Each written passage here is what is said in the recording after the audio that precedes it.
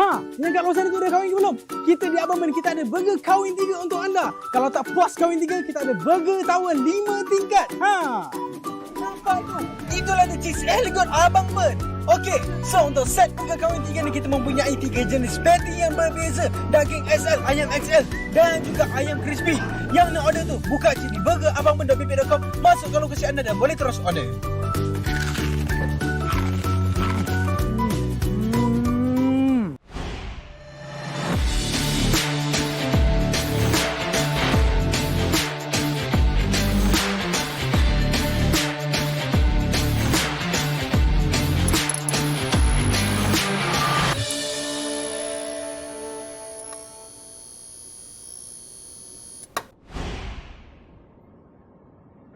Hello and welcome to another episode of AEW Sessions, and today is the day we have the best episode ever and the toughest episode for me.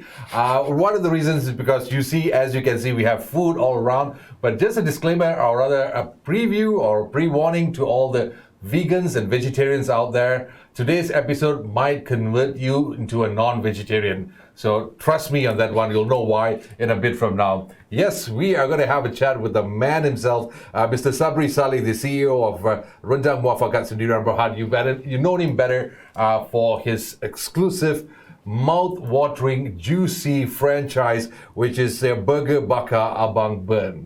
Yeah. I got that right? Yes, you got it right. Thank you for having me here. It's a great pleasure. You are the man where I would say we have this love-hate relationship. I love all the stuff that you have, your businesses, or rather your establishment has. But the thing I hate about it is I can never go on a diet thanks to you. It's almost close to impossible with the stuff that you have on your menu.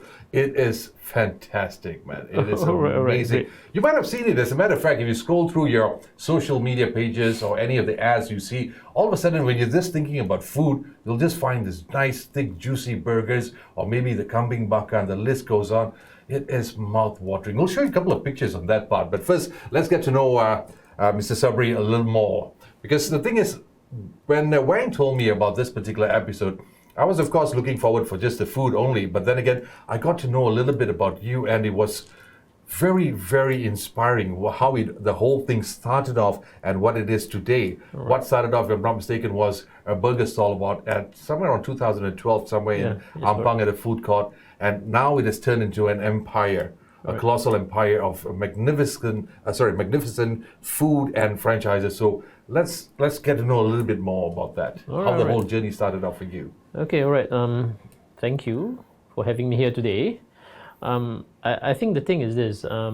We started off humbly as like you said, a stall, in a food court, in an open food court. But then I think the difference is that we had dreams. We wanted to be bigger. And just to let you know, it has been a very roller coaster ride for us. I can imagine. I would say that it's a messy roller coaster ride because of our ambitions and where we wanted to go. In the span of 2 years, from 2012, we expanded to 25 outlets. Wow. We achieved revenues which is in the puluh juta. But then we also had our collapse as well, subsequently, where until we only have 5 outlets. Oh, okay. Yeah, so it has been, and then after collapsing, it has also been a comeback for us, coming back stronger. For example, a single outlet commands the strength of 4 in terms of the performance. Okay. So I would say that in terms of what we do, it is great in terms of food. But I think being in the restaurant business itself has been a major, complicated way of thinking of how to do things. Very true, very true. So I would say that anyone could do great burgers, but it doesn't mean that you might be able to make it into an empire. Okay. Why? Because passion alone is not the ingredient for a business. A business has a different kind of ingredient. Yes. So there's many things that you need to account for before you can actually expand it to such a big empire, like you said. Yeah. So, but we have put in a lot of passion. And it's not just me. When I started, I think I was young. So basically there was a lot. Still are, but Well, I have more grey hair now, I think, when I started that, when was it? It was like 25, I think. okay. Yeah, and then during that time, we were very much, young, wanting to conquer the world. So we have this ego in us, knowing that we can actually succeed. Okay. But then now, as we go forward, we see that it's not that. You can't have too much ego, nor you can have low ego. Okay. You have to be balanced. Strong ego makes you blind to what is supposed to be because you think you are right. Low ego, you don't know what's right because you think everything is wrong. Okay. So you have to be balanced between both. And now that we have already repositioned ourselves as a casual dining restaurant, Okay. so we see that it is a better model, giving better returns. And one thing that I'm proud with is that the food that we have today is not the work of a single person based on passion. Okay. It is the team's passion. I see. So you're talking about the one that is in charge of the food, the one that is in charge of ensuring that the food hits the mark in terms of the design, those that are in charge of ensuring that the quality day by day is done right, the one that's controlling the procurement to make sure that the suppliers give it at their best. It's a team effort. It's no more a single effort. That's what's nice. So it's everyone's passion, actually. Nice. But the thing is, like we said, like you were mentioning earlier, it's like not everybody can come up with a burger, but to get it out right is it takes a lot of things, elements involved in that. But in terms of your particular food, there is something special that catches the eye of your customers, or rather the market out there. What would you say would be the highlight, or rather the key secret? I would say in English terms, it would be delicious big value. Okay. Okay. So it's delicious big value. So whatever it is that we are serving, it's always about giving you that satisfaction. It's about the lust. Okay. So for example, if you feel like celebrating with your family, you would want it to be somewhere where it's satisfying. So we are the person to make it satisfying, you see. And also, like, if you're hungry after a gym, we are the person, or you just have that lust for burgers. Yes. So we are the right That's person. the category which I fall in. Yeah. So and then we have diversified to the point that we don't talk about Abang Burn as just burgers, like last time, just burgers. We position ourselves more of the Bakar segment. Okay. I think in Malaysia there's a lot of people that do not focus on the Bakar segment. Grill and Bakar shouldn't be confused. Grill, you can say things like chicken chop or lamb or grilled lamb or whatever it is. It's more Western based. Okay. But Bakar is very much like, those ikan bakar, kambing bakar, and the rest, sotong bakar. So we have that sotong bakar, which is very big. And then we have our big plate grill as well. So our pastas as well. It's not those pastas that are small pastas. It's always with something with bakar, something. It's basically I wouldn't want to use the word feast. It's an experience indeed. Coming into getting, or rather experiencing whatever Abang Burn has to offer. Yes. Because the thing is, like I said earlier, coming into your store is just not about the food. Yes. It's the experience itself. Watching the grill master fire up the stove. Precisely. The whole experience of watching the whole thing, and the portions and servings that comes on along with that, with the reasonable price. It is. Well, I might say it's a must experience. So it's just not this food; it's the experience itself. I agree totally, because we are not in the business of convenience. Okay. For example, some people might want to actually set up a restaurant business, and they say that they want to do burgers for the sake of convenience. For example, I want to target people who actually turun train from LRT and then they actually consume those burgers. We are not that business. We are in the business of actually where people actually come for experience. People come for the sake of connection. Okay. Connection means with their people that they are dining with. For example, we have this talam bakar, which is like for 4 to 6 people, and you have all kinds of Negak kawasan tu dah kahwin ke belum? Kita di Abang kita ada burger kahwin 3 untuk anda. Kalau tak puas kahwin 3, kita ada burger tower 5 tingkat. Viral of this cakap, right? Itulah the cheese elegon Abang Burn. Okey, so untuk set burger kahwin 3 ni kita mempunyai 3 jenis patty yang berbeza. Daging XL, ayam XL dan juga ayam crispy. Yang nak order tu, buka di burgerabangburn.com, masuk ke lokasi anda dan boleh terus order. During the that our market was all about connection. Our market was all about that feeling in the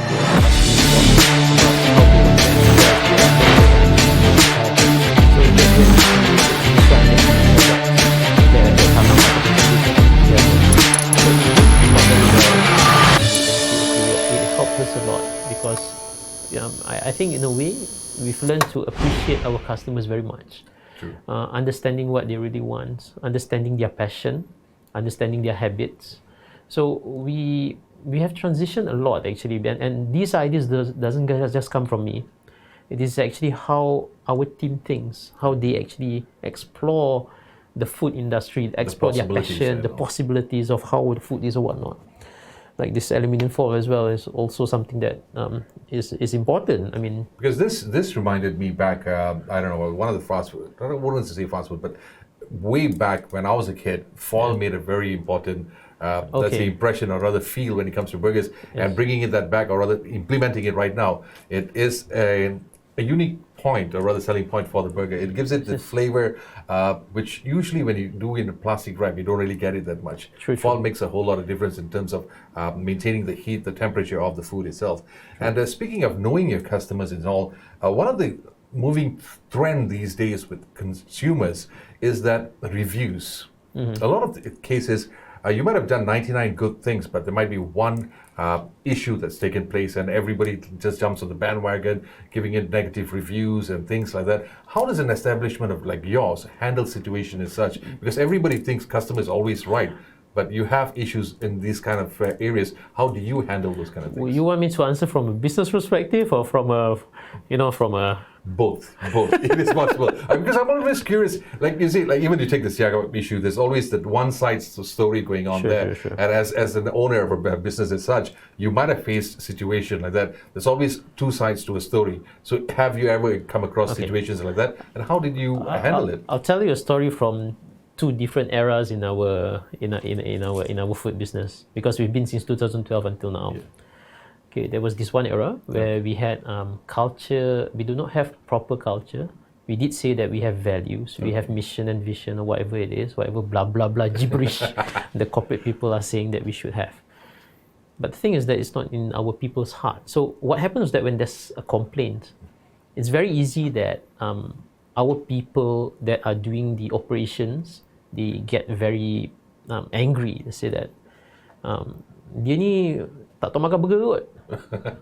Or they would say macam, ni bukan market kita bos. The marketing would say, ni apa ni, kita jual burger untuk orang yang ada duit. Ni orang ni dia nak makan burger Ramly. Yeah, so and it was all about, if you look at the team, it was all about pointing fingers. So what happened next was that back in 2018, we changed the whole structure. We told ourselves that this couldn't go further. The business I told you, we did go up and we collapsed, and then what happened is that one of the main ingredients is culture. So we really attacked that a lot. We attacked that to the point that we re-innovated how we think and how we feel.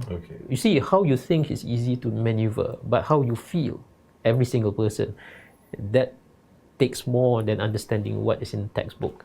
So we now think differently. For example, if a customer says that they don't like even the sauce, we would immediately ask what you don't like, and we'll immediately replace it. Totally, without any questions. Wow, that's amazing.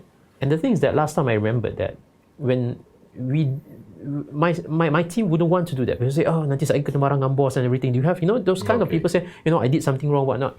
So we always have this kind of culture. We have this, we call it DNA Abang Ben. So one of it is actually buang roadblock. We call it buang roadblock.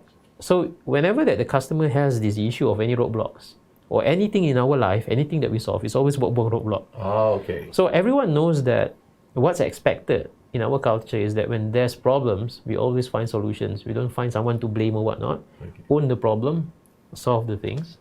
And if someone complains and say that they don't like it, we will call them up and we will replace it.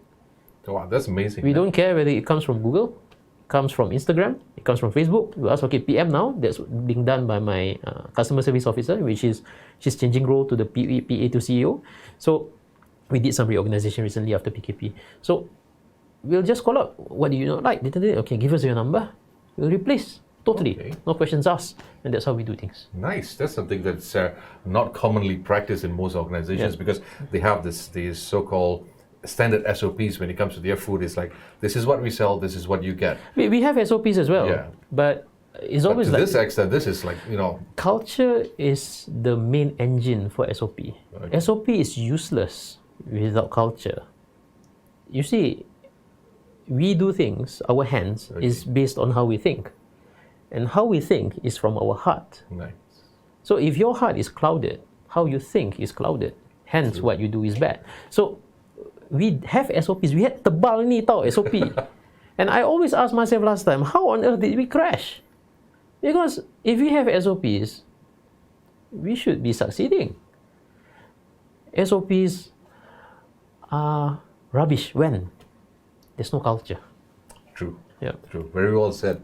I kind of like looking at that because, like for me, I like I said earlier, I always believe in two sides to stories because a lot of times, even if you have, apart from having that culture, if you're having that SOPs, you have customers who lack the knowledge or rather the understanding of the process of preparing foods itself. Of course. Like say, for example, like when you're making kambing bakar, you don't expect something to be done in 3 minutes, Of and they course, expect of course. instant delivery in 37 minutes, or else you don't get that food. There's a lot of complaints going on. So I think when it comes to reviews also for the audience there, or rather future customers, you might want to consider what exactly are you reading. It's not just for the sake of, lambat makan, lambat sampai, this one is cold. Of course, it also depends on the driver or delivery time that takes place. May I add to that? Yes, please.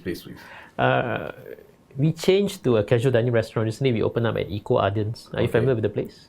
Kind of. Yeah, it's an Eco World project, so it's by the lake and everything. So basically, we focus on casual dining restaurant. Okay. We know that going into kiosks limits us. Okay. So as a casual dining restaurant, with the environment and the ambience, right? So we have these bottomless drinks. So for example, like you can choose mango, orange, or pink guava, whatnot, and you have it bottomless. So it's fine.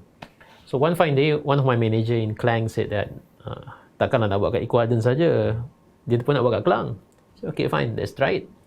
Then we had this fine review because our outlet in Klang looks more like kedai jual nasi goreng Pattaya. Okay. So I said, well, okay, let's test it out. And then we got this review on Google, and so saying harga air sampai RM11, harga puas RM11. Lepas tu dia kata sotong sampai nak dekat RM40 because our sotong is 38.40 but it's a big talam. Yeah. Right? So when that customer complained, I knew where he's going. I knew that at one point, of course, we recover that customers and give free, and then he'll say okay about it. But we know one thing is that we will never get him to repeat the business again, and that is more damaging because I know that for a restaurant to work, the formula is repeat business. Yes, true. You don't win that, you lose. Whatever it is, you can get viral, get a lot of people, but if you don't win the repeat business, you are not a restaurant. You see, so. What happened was I told my team, whatever that we do, we must understand that we are the restaurateurs, they are the customers. Okay. We have to fit into them. That's true. Not like what you said just now. You said, sometimes customers won't understand.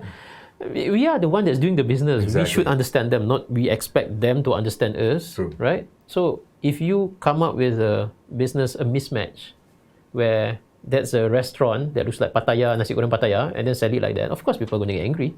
True, right? Very true. Because the thing is, it is quite tricky also to have to change the mindset or acceptance. They always have they're so used to this one particular organization or rather the fast food chains, that's how it's going to operate. And this one, they expect it to be the same also. Yes. But in actuality, it's totally different. It's two separate worlds altogether. And of course, you have plans, in your future plans, expansion. We were talking about franchising and so on. Currently, you have 2 affiliates at the moment, right? 3 outlets where you were mentioning was in Ampang, this one, Taman Dagangan. Yeah. Then you have one in Klang, and the other one you mentioned earlier was Eco Glades, right? Eco Ardens. Eco Ardens, okay. Yeah, in Salam. And you are taking it to the next level in the for next year, right? Yes, correct. Expanding. You can just talk a little bit about that. Sure. We are expanding and we are getting a lot of franchise inquiries at this point of time. Okay. We are looking at franchisees that, for example, we are operating in a bit unique concept. What happened is that usually in Malaysia, franchisees, when you invest in a franchisee, you would have to manage your own franchisee, right? Like us, we think that and we believe that culture is important to drive the profits and drive the revenue. Hence, we are a bit different. We have our franchisees owning the franchise, but it's being operated by us. Okay. Yeah, one of the reasons is because we've seen so many franchisees that would take a long time to absorb the culture. True. We don't mind But we know that if you don't mind, you would have to go through 2 years with us. So we know that you are going to develop that culture and understanding before you have your own franchisee. So we have a lot of inquiries now, and we have inquiries from Labuan, Sabah, Sarawak, markets that we never wanted to pursue. But we know that there's a big market since last time. We have in Penang. We also have. We were very strong in JB. Okay. But the franchisee in JB, they actually finished their term, and we decided not to actually extend. Okay. Now, part of the reason is because it's a kiosk concept. I don't think that the kiosk concept for us is the right way to go at this point of time. So we are moving into a casual dining setting. The repeat-based business for our families. Okay. I think that is where we are going. I've noticed the pattern of your businesses. It's constantly evolving from one thing to another, which is keeping up to date with the market, which is pretty interesting. So as a future franchisee, I have the option of, like, if I'm used to this for the first 2 years, I have the opportunity of just changing the whole thing to something better, which, of course, like you mentioned earlier, it's like when you guys are running the show, it kind of maintains the quality also, because like you said earlier, if you don't understand the culture, if you just let it run by themselves, you're going to affect on the quality also, which is bad for reputation, right? Definitely. Oh, awesome, man. And well, the good thing is last year, or rather early this year, you also took part in the CSR program. I would like to call it a CSR program, or rather giving it back to society, which was the Payung Putih, Bendera Putih. That was an interesting concept, because I was just like listening to it, and it's like, Payung Putih, okay, now that's a little different about that part. How did that go about?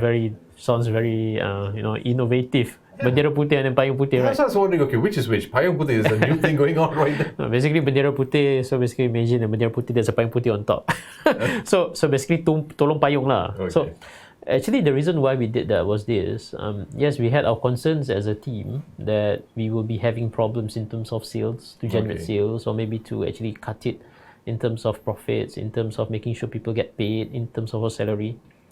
But then throughout the whole MCO, we have never had any pay cuts. Okay. And we successfully did that because of the team's effort. So what is feeding people who could not access it during this point of time? But at that time, it was just a team effort. Let's just do something. Let's find something that we can do, and let's just do it. So we committed every single day for, if I'm mistaken, 200 packs plus. That's a number. Let's just do it, and then like, fine, at least we are worried about not having our money in terms of salary, but outside people are worried about not getting to eat. But there was a very good question in that interview as well, I remember, and they say, what's going to happen next? I'm a firm believer of work and also effort. Okay. I'm not doing payung putih anymore. Okay. Why? Because at the moment, there's many jobs, plenty out there. You shouldn't be asking for food now. But when the time was that we have this PKPP and was very tight, people can't access jobs, I think it was the right thing to do. It was just something that is our responsibility. I don't think that is something that we want to do as a regular basis kind of thing. No, it's not a CSR for us. Okay. It's just something that we must do. Spur of the moment, yes. Yeah, but now it's like memanja kan. No, we hope for the best. We hope for the best. We don't have to see that white flags anymore. Yeah. But let's look through a couple of photographs. Okay. I know they have loads of photographs, especially the menu and food. Something I'd like to share, just in case for the audience is the very first time getting to know Abang Ben, or the Burger Bakar Abang Ben. Here are some of the fantastic pictures. This is going to be a tough episode for me to host, man. I know I got a few more minutes to go, but this is going to be really hard. That's at our new outlet. Okay, this is... That's at Eco Gardens. It's the casual dining restaurant. Nice. Yeah. And this is... let me guess. Let's see how well do you know your burgers. Sure. Okay, this is the best part. I know you get the guys invited. Kantoy ni. Huh? You better get this right. Okay, let's talk about this one. Okay. Oh, this is mouth-watering. Somebody please get me a glass of water or something, man. Okay, this is the chicken chop burger, but we have the mushroom Swiss on top. So this is the recipe that was done by our R&D chef. Nice. So it's initially he wanted to use balsamic vinegar. Okay. But then to use a balsamic vinegar that is at par with the halal balsamic vinegar would be tough. Okay. But he managed to find a way that it is at par. So I'm I'm quite happy with that. You better lock that chef up, man, because somebody's going to pick him up. Yeah, he's a good guy. He's a very good guy. And this is Kawin Dua. You have the bottom one, which is the chicken chop. Okay. So chicken chop means that is a chicken chop lah, Okay. tak ada tulang, and it's fried. And then you have the rib eye patty. For your information, all our patties are all rib eye now. We've already Okay. phased out all the patties. Last time we had multiple types of patties. Now we only sell rib eye. Nice. We don't sell any other nice. patties. This This is aligot burger. aligot burger. Yeah, so it's a mix of cheese, potatoes. Okay, the reason why we're showing you all this is because for the viewers out there, get yourself a pen and a paper, write everything. Oh man, this is mean. Why? I regret introducing this segment. This is barbecue night box. Oh man. Yeah, so this is for those that likes to eat barbecue. We know that at that time it was an idea that was conceived during the MCO. We know that people couldn't. We know people want to do barbecue, but they can't. Or they can't go to a barbecue shop. So basically we did this and it went well. Very well. Wow. Indeed. Okay, we're back to the first one earlier. Yeah. Okay, I think we better stop that because I do not want to, you know what's going to happen. I may just smack everything I have in front of me right here. He was kind enough to just give you a glimpse. Okay, don't focus too close in this. I know somebody took a bite out of this particular burger, so we're not going to focus on that. The guy who prepared this on the table, I know he ate it.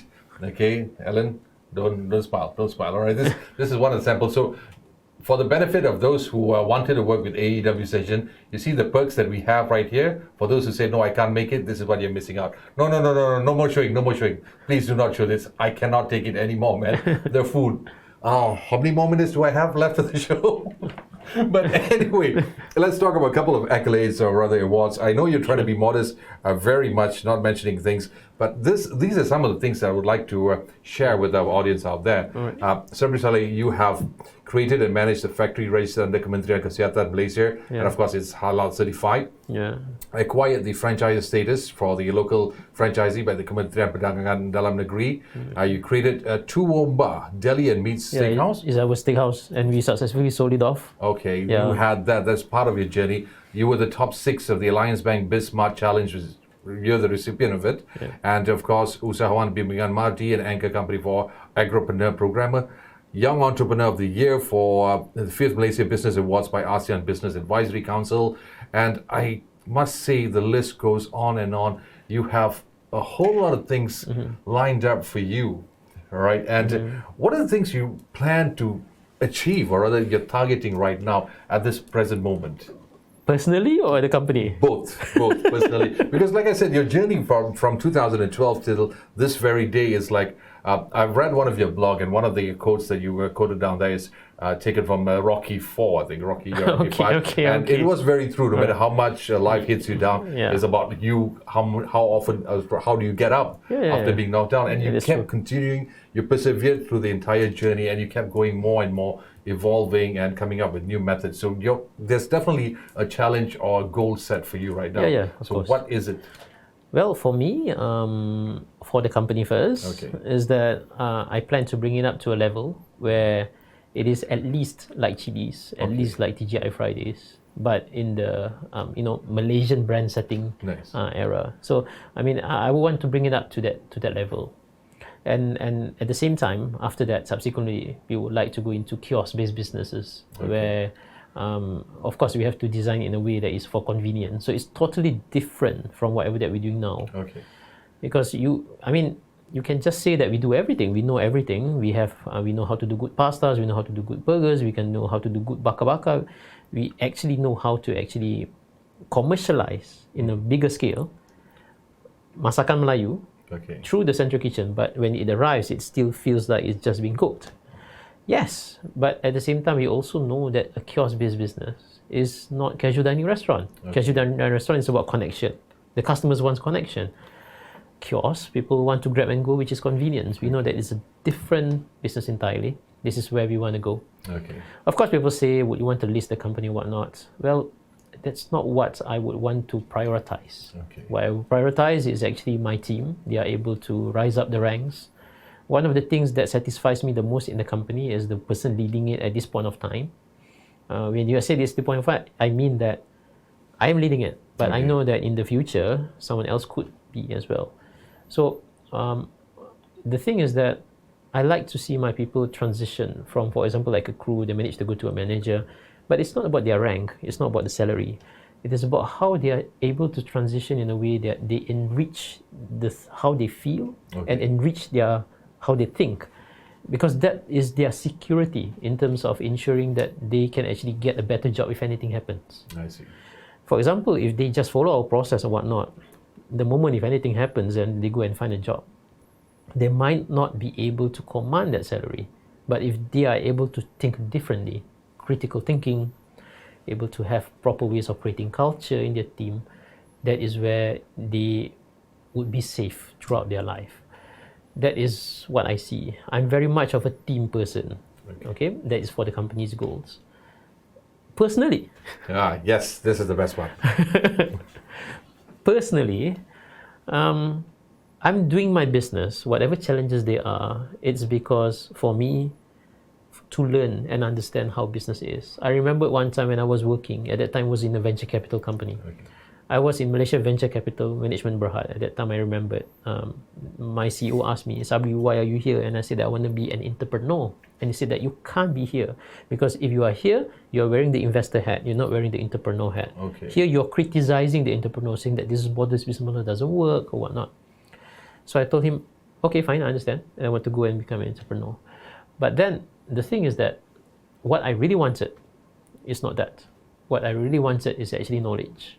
So I can see one fine day after I do my business or whatnot, I would definitely get one of my people that is qualified to run the business.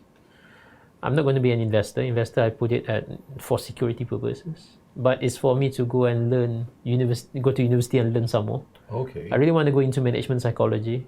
I think psychology actually, if I knew my character today, and if I knew what is my personality, how I think, my core beliefs, I should have taken psychology. Yeah, so, and I knew that my, like now, the way that I train my staff, it's very much on that angle, enriching people, getting them to be not connected, at their utmost potential. Because you see, all these things that we do today is the idea and the effort of the team. It is their own accord, how they think, and it comes from their heart that they know that this is the best that I could do. So that's it. Well, team as such is really hard to get, and I believe you've accomplished by attaining most of them.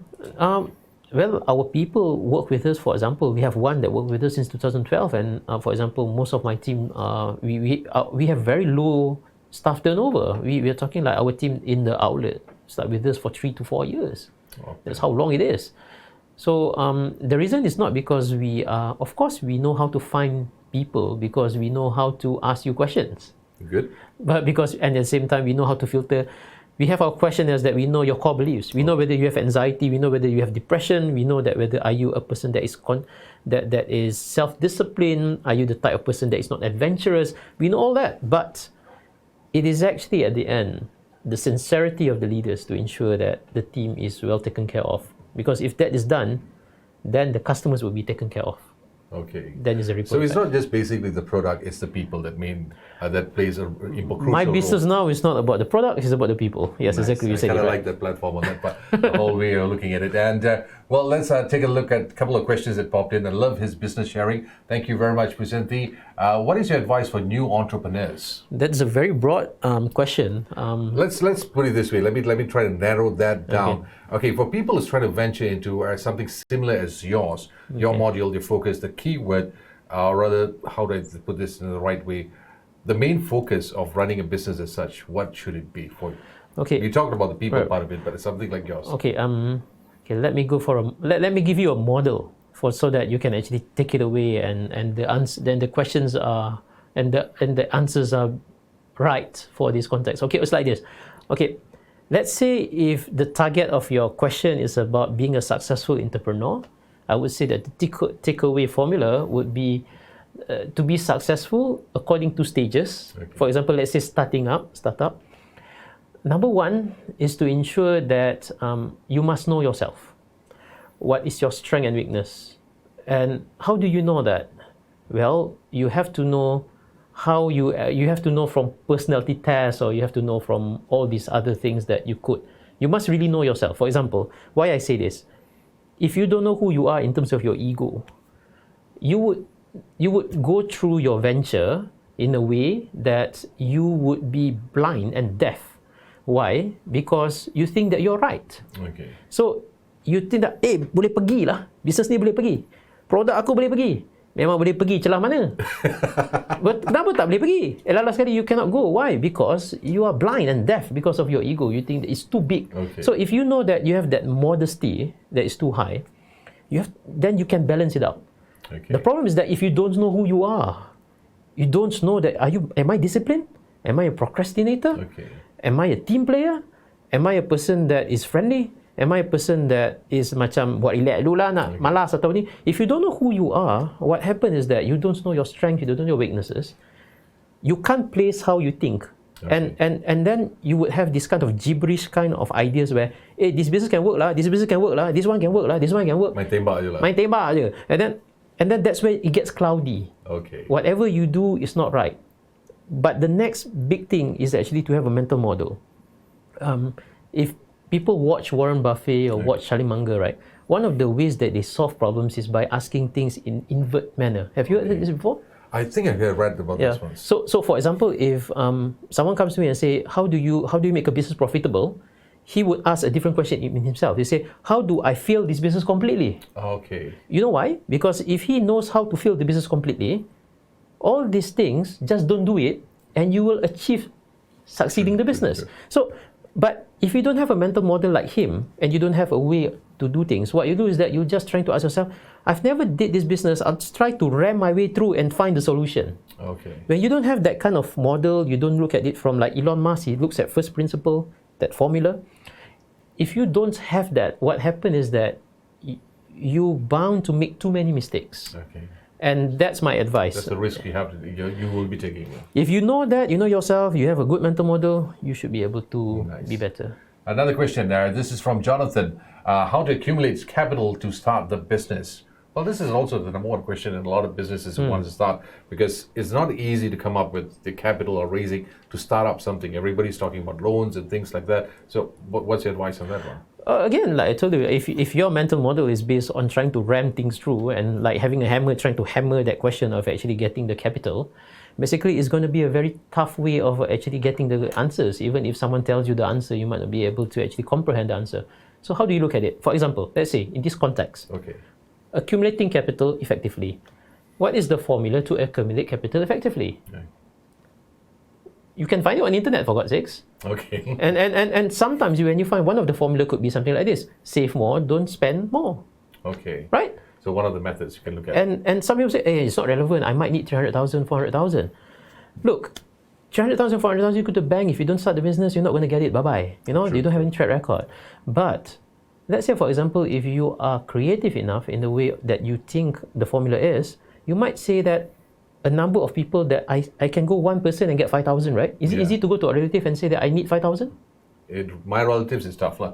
Yeah, but no, let's say you go to Wang and say, hey, Wang, you know, I want 5,000, and you say, come on, I really need it, bro. I will pay it, you know. 5,000 is it? You ask him 400,000, he say go die. But 5,000, he might say yes, right or not? Yes, true. So 400,000 over 5,000. Okay. So you can have that number of people and you can still raise your business, you see. Nice. So this is what I say.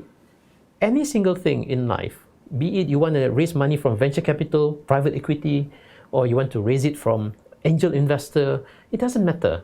What matters is actually, do you have the way to approach how you think? Okay. If you have that, you can solve any problems of whatever you want to solve. Capital, masalah manusia, orang tak datang kerja. Kadang-kadang attendance, some bosses, they don't come work. Why? Because dia jahat. No, actually boss jahat tahu kenapa? Boss jenis yang tak tahu nak handle stuff. Okay. So you don't know. It demotivates them to come to work. Anyway, exactly, but you don't know about that because you don't have that mental model. So find that mental model. From there, you can actually solve a lot of problems. Wow. Yeah. You know, today's episode seems to be very interesting. What was supposed to be just food has taken it to a whole new level. Which I thank you for that. I thank you very, very much. Because here's a compliment that's coming in.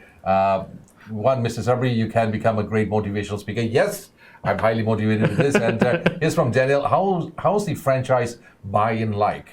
Franchise buy-in. You mean the price, or is it the? I'm guessing it's for your business itself, Abang Ben. Okay.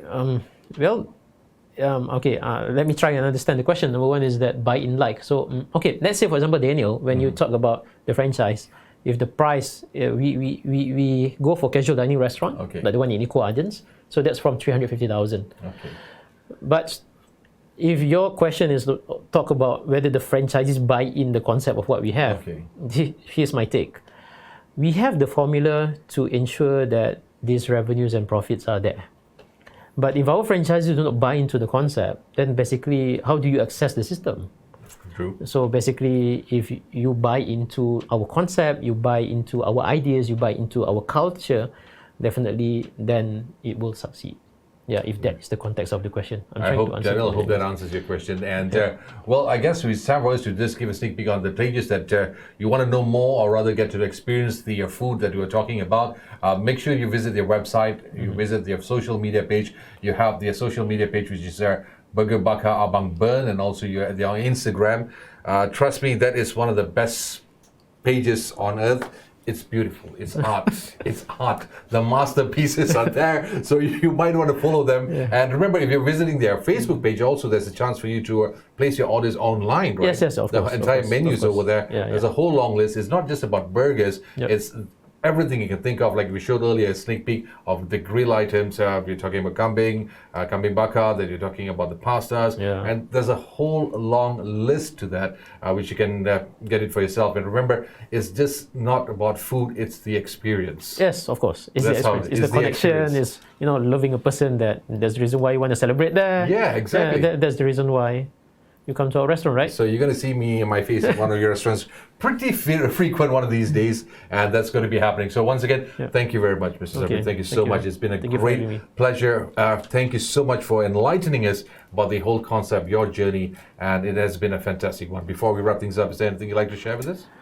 Well, not much, but thank you for listening. And at the same time, it's not about trying the burgers that matters. It's about, I hope, whatever that I point out today, if it's about the business or about the food angle, how do you go into that business, or maybe you want to create a good food. I think I did not touch on that, right? How to create a good food, right? Oh, we haven't got into that. We haven't. Do we have enough time, Chris? Yeah, we do. Yeah, we do have enough time. Okay, good. Okay, this. Yeah. Because I was trying to avoid that, because, like I said, when it comes to food, I don't mind. Yeah. Okay, good. That's all. Let's. You see, number one is this. A lot of people think about creating the best food is about secret recipe. Nonsense, you know why? Because nowadays you can go to Google and you can just find a recipe that works. Yeah, I know. KFC was trying to hide it in I think I found about 10 different spots. Exactly. How to make this chicken. Exactly. So when someone says that they couldn't cook right or whatnot in the food business, no, food business has such a low barrier to entry that if today you can't cook, you can just find any recipes. Okay. So, but the challenge is not about getting the recipes. The challenge is actually when you cook things in bulk. Okay. That's where things don't work the same. So basically, to be able to succeed and create good food, you must master how to cook massively. Okay. It is not about knowing more of a mass production than exactly. Because you see, you want to feed so many people burgers, right? You have to, takkan nak pakai tangan, nak kena ni. And then if you use machines won't get the same like your initial recipe. So that's why I say you must understand how to actually create things en masse, masak besar-besaran. Oh, okay. So kalau kena masak kenduri ke, masak kawah ke apa, do that, Okay. So you get the experience, from getting the right formula when it comes to preparing that. Exactly. Because that's always been a puzzle for me, because like I said, preparing, they of course everybody highlights they have the secret sauce or whatever. Yeah. But actually the process of getting it on the mass market, having the consistent taste, that matters. It's not about this is my secret. Yalah, your secret, whatever lah. That will somebody. The chef leaves, you'll find out the secret. Exactly. So the consistency also plays an important role. Thank you once again, Sabrie. Thank you so much. This has been a wonderful session on AEW Sessions. Coming up very shortly, we have Jay Ivanez on the musical side of it. Remember, once again, please do visit their Facebook page and also Instagram page. You want to place an order. As a matter of fact, if you're going to surf Facebook, you're bound to see the ads, and you see, just click on it, because these guys are amazing. They have figure out the formula of making sure you have a good meal, and that's how the whole thing works. All right, this is Naf signing out of here. We'll see you in a bit from now, all right? Ini set sotong gergasi daripada Abang Ben sebab dia gemuk dan gebu. Garanti puas hati. Nama ni, itulah antara set bakar yang paling viral di Abang Ben, iaitu set sotong bakar gergasi Abang Ben. Kita tangkap fresh-fresh daripada laut, barulah kita masak. Tapi yang lagi menarik adalah sebabkan set ni kita dicolik-colik dengan sambal rahsia Abang Ben. So yang nak order, buka jadi burger abang ben.pp.com, masukkan logo si anda dan boleh terus order.